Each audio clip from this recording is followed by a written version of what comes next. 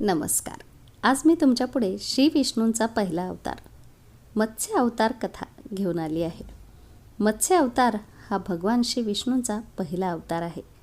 भगवान श्री विष्णूंनी मत्स्य रूपात अवतार घेऊन एका ऋषींना सर्व प्रकारचे जीवजंतू गोळा करण्यास सांगितले आणि जेव्हा पृथ्वी पाण्यात बुडत होती तेव्हा मत्स्य अवतारातील देवाने त्या ऋषींची नाव बुडत असताना रक्षण केले.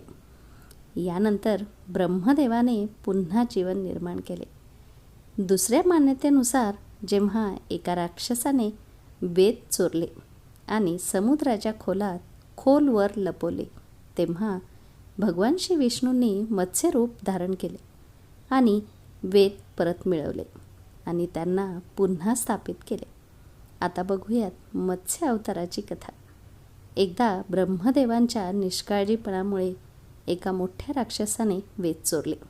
त्या राक्षसाचे नाव हैग्रीव होते. वेद चोरीला गेल्याने ज्ञान नष्ट झाले. आजूबाजूला अज्ञानाचा अंधार पसरला आणि पाप अधर्म पसरला. त्यानंतर धर्माच्या रक्षणासाठी भगवान श्री विष्णूंनी मत्स्यरूप धारण करून हैग्रीवाचा वध करून वेदांचे रक्षण केले. देवाने मत्स्यरूप कसे घेतले त्याची आश्चर्यकारक कथा पुढील प्रमाणे आहे. कल्पाच्या आधी एक सद्गुणी राजा तपश्चर्या करत होता. राजाचे नाव सत्यव्रत होते. सत्यव्रत हे केवळ सद्गुरूच नव्हते तर त्यांचे हृदय खूप उदार होते. सकाळ झाली होती. सूर्य उगवला होता. सत्यव्रत कृतमाला नदीत स्नान करत होते. आंघोळ करून त्यांनी तर्पणासाठी ओंजळीत पाणी घेतले तेव्हा ओंजळीच्या पाण्यासोबत एक छोटा मासाही आला. सत्यव्रतने मासा नदीच्या पाण्यात सोडला. मासा म्हणाला, हे राजा, पाण्यातील मोठे मासे लहान जीवांना मारून खातात. नक्कीच कोणीतरी मोठा मासा मलाही मारून खाईल. कृपया माझा जीव वाचवा. सत्यव्रतच्या हृदयात करुणा उत्पन्न झाली. त्याने पाण्याने भरलेल्या कमंडलूत मासा टाकला. त्यानंतर एक धक्कादायक घटना घडली. एका रात्रीत माशाचे शरीर इतके वाढले की कमंडलू राहण्यासाठी लहान झाला.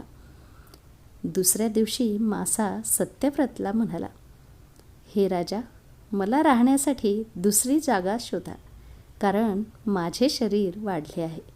मला फिरणे फार कठीण आहे. सत्यव्रताने कमंडलूमधून मासा काढला आणि पाण्याने भरलेल्या भांड्यात ठेवला. इथेही एका रात्रीत माशाचे शरीर भांड्यात इतके वाढले की ते भांडेही राहण्यासाठी लहान झाले.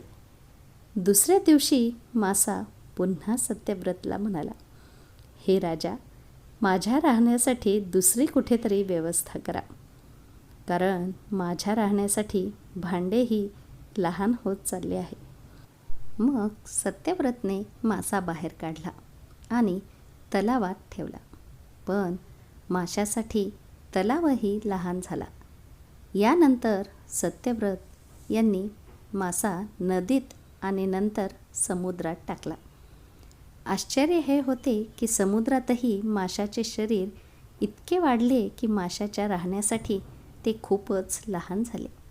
तेव्हा मासा पुन्हा सत्यव्रतला म्हणाला, हे राजा, हा समुद्रही मला राहण्यास योग्य नाही. माझ्या राहण्याची व्यवस्था इतरत्र करा. सत्यव्रताची प्रार्थना. आता सत्यव्रत चकित झाला होता.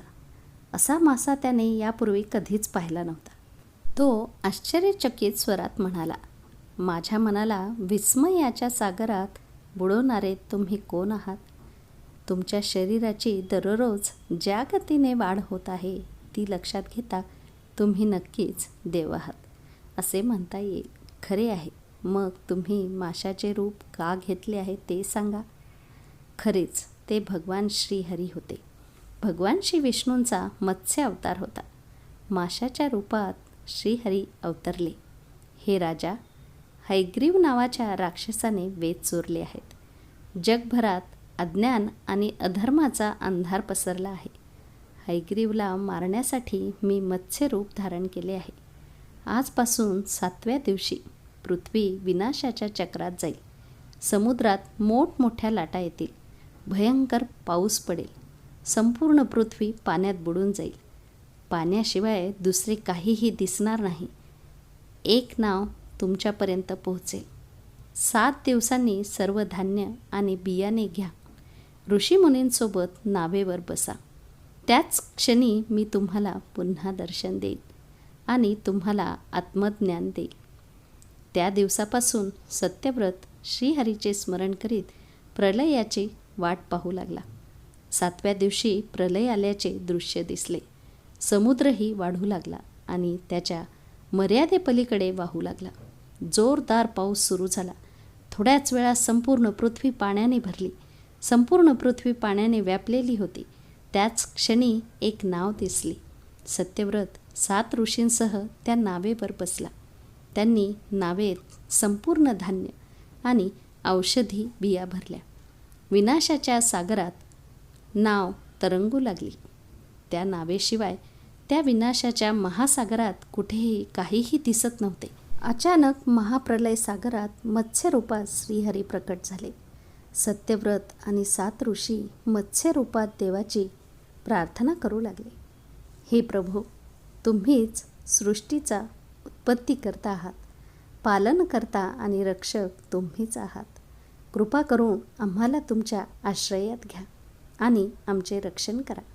सत्यव्रत आणि 7 ऋषींच्या प्रार्थनेने मत्स्यरूप भगवान श्रीहरी प्रसन्न झाले. आपल्या वचनानुसार त्यांनी सत्यव्रतला आत्मज्ञान दान केले. सांगितले, सर्व जीवांमध्ये मी एकटाच वास करतो. कोणीही उच्च किंवा नीच नाही. सर्व जीव समान आहेत. जग नश्वर आहे. माझ्याशिवाय नश्वर जगात काहीही नाही. जो प्राणी मला पाहून आपले जीवन जगतो, सर्व काही शेवटी ते माझ्यामध्ये विलीन होतात. हयग्रीवाची हत्या.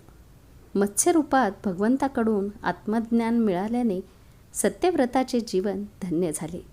तो जिवंत असतानाच जीवनमुक्त झाला. जेव्हा प्रलयाचा क्रोध शांत झाला तेव्हा मत्स्यरूपात देवाने हयग्रीवाचा वध केला आणि त्याच्याकडून वेद हिसकावून घेतले. भगवंतांनी ब्रह्मदेवांना पुन्हा वेद दिले. अशा रीतीने भगवंताने केवळ मत्स्यरूपाचे रूप धारण करून वेदांचेच रक्षण केले नाही, तर जगातील प्राणीमात्रांचे अपार कल्याणही केले. त्याचप्रमाणे देव वेळोवेळी अवतार घेतात आणि सज्जनांचे आणि ऋषींचे कल्याण करतात. तर मित्रांनो, तुम्हाला ही कथा आवडली असेल तर नक्कीच लाईक आणि शेअर करा. आणि हो, RD स्टोरीजला सबस्क्राईब करायला विसरू नका. पुन्हा भेटूयात उद्याच्या गोष्टीमध्ये.